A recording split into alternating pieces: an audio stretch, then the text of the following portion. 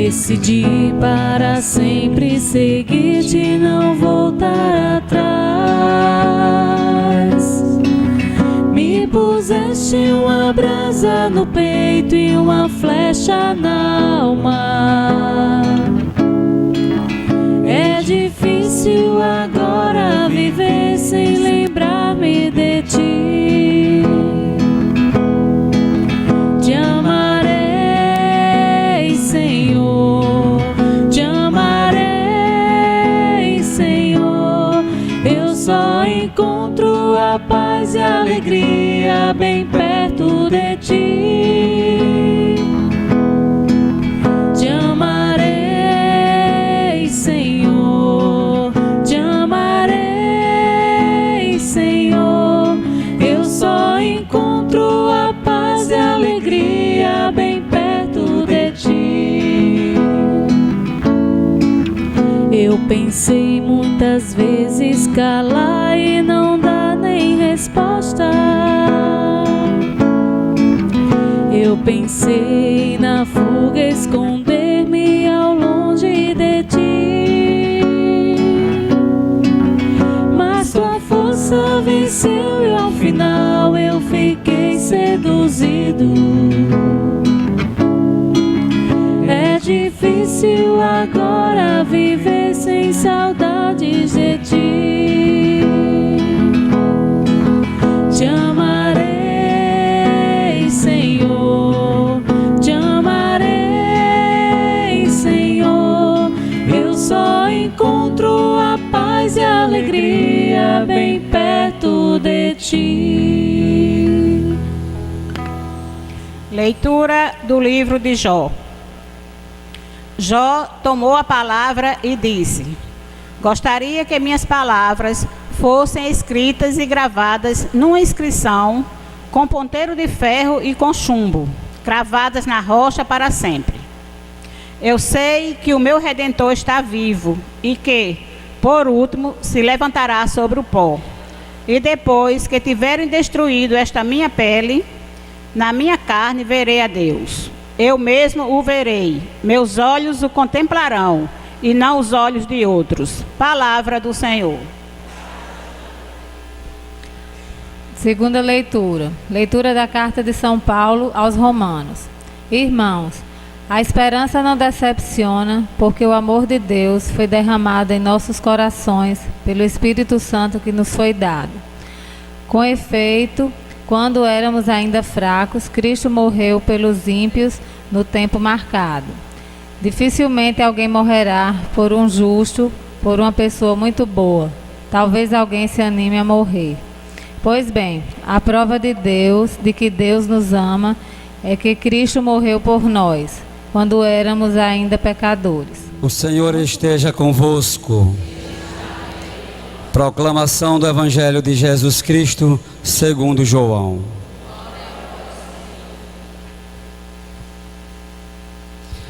Naquele tempo, disse Jesus às multidões: todos os que o Pai me confia virão a mim, e quando vierem, não os afastarei.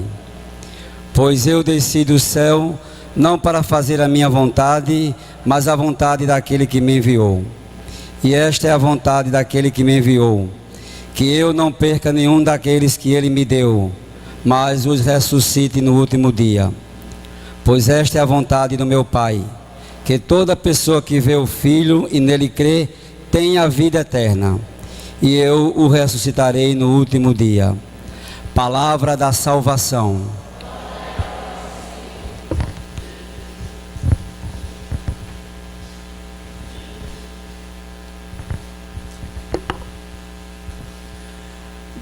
Que o Santo Evangelho anunciado perdoe os nossos pecados.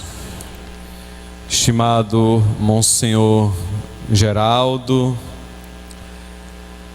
querido diácono Fábio, meus irmãos e minhas irmãs na fé. Este final de semana, certamente de uma maneira mais intensa, virá com recordações vidas dos nossos entes queridos que já participam da glória do Pai. Sabemos que a saudade, ela não se dissipa com o tempo, mas amadurece com a medida de nossa fé, quando cremos na ressurreição. No entanto, é um final de semana em que a liturgia nos convida a recordar os nossos entes queridos que já partiram para a eternidade. Mas celebrar esta Eucaristia pelos fiéis defuntos não é apenas fazer memória daqueles que já nos precedem na casa do Pai, mas também reavivar em nós a esperança por uma vida alicerçada sob a perspectiva da eternidade. Mesmo celebrando os mortos, também recordamos a vida de cada um. Como estamos construindo o alicerce, e quando a Santa Igreja recorda que esta vida tão efêmera, tão passageira, deve ser o estágio de preparação para a vida futura. Mas é preciso crer, não crer de maneira tímida, mas acreditar de maneira profunda, porque a esperança, como diz São Paulo, a sua carta aos Romanos, ela não decepciona. Mas a esperança que deve ser escrita, como diz a primeira leitura, tirada do livro do Jó, escrita com ponteiros de chumbo, sob a rocha para a eternidade. É um chamar a atenção para nós. Até cremos na ressurreição, mas muitas vezes escrevemos esta verdade na areia da praia. A primeira onda leva.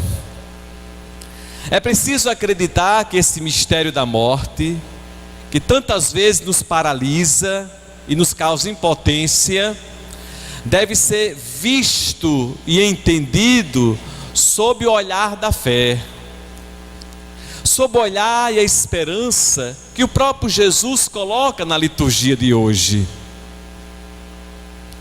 Qual é a verdade? A verdade é aquela que é a vontade do Pai. Diz Jesus, que eu não perca nenhum daqueles que Ele me deu, mas o ressuscite no último dia. João capítulo 6, versículo 39.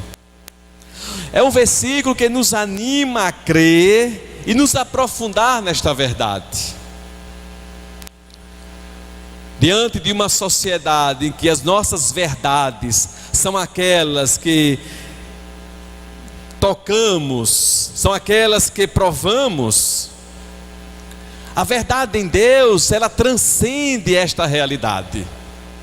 Ela vai além daquilo que a razão, que o entendimento, o intelecto humano busca, procura.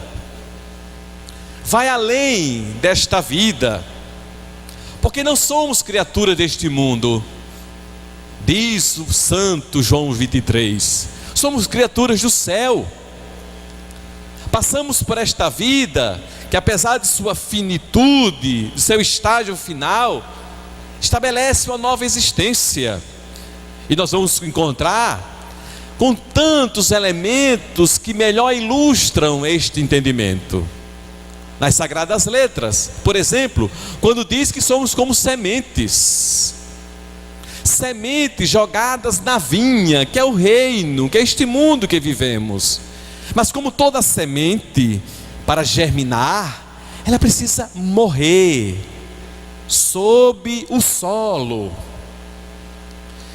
morrer para uma vida nova.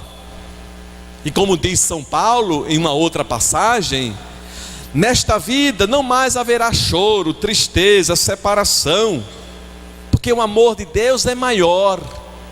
É um amor que fecunda a existência humana para a eternidade. É um amor que redefine nossa existência para o que está além desta existência terrena, humana, a Jerusalém celeste. Assim, queremos ver, entender a eternidade como uma existência que se renova pelas lembranças.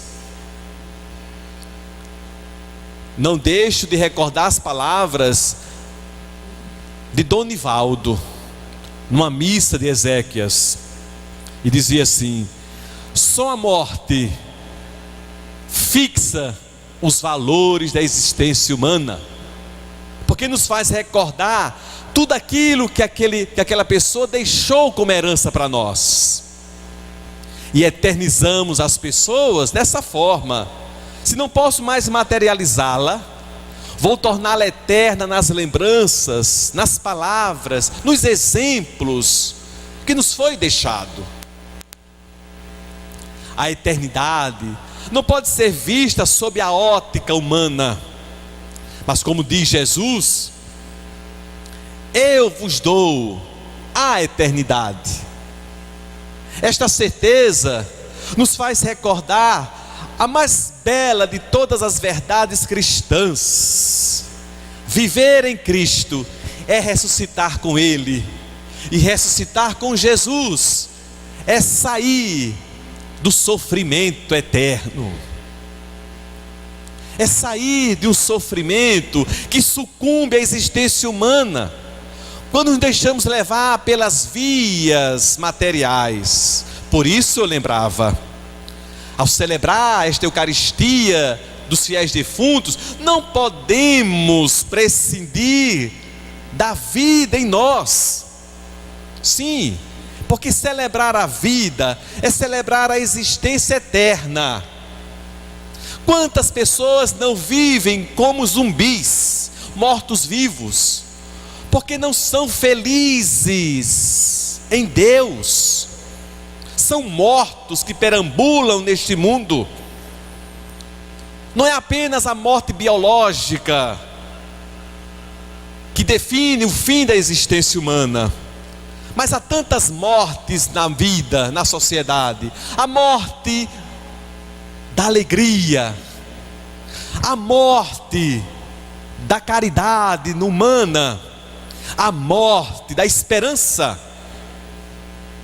Porque muitas vezes colocamos nossas esperanças nos valores etéreos, não eternos.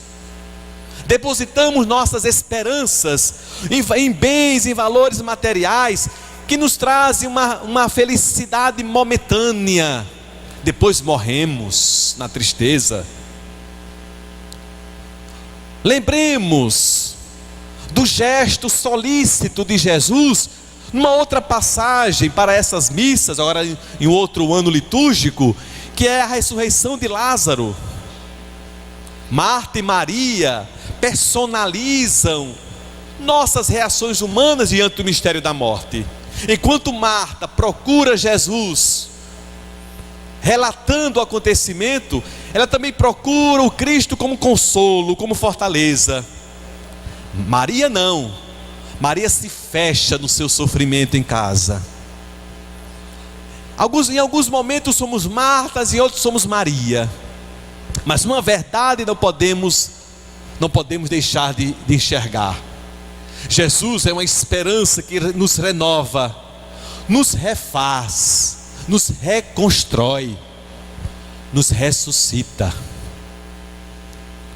Não podemos pensar apenas na ressurreição da matéria. A celebração de hoje também nos provoca a entender a ressurreição de nossas vidas, hoje, agora. Será que não estamos mortos por dentro para a esperança de uma vida nova? Será que não estamos mortos nesta vida porque não cremos na ressurreição? Depositamos apenas nossas alegrias em fatos passageiros e efêmeros? Porque ainda não escrevemos, como diz Jó, quereria eu escrever esta verdade com ponteiro de ferro e chumbo cravada na rocha eterna. Enquanto estivermos escrevendo nossas esperanças nas areias de praia, seremos eternamente mortos, zumbis, sem reação e sem definição. Porque quem nos reage é Deus, e quem nos define é a sua graça. Que a celebração desta Eucaristia, recordando os nossos entes queridos, também nos convide a refletir nossa existência, nossa passagem por este mundo, para que a herança deixada seja a verdade em Deus, Ele como ressurreição e vida para todos nós. Amém.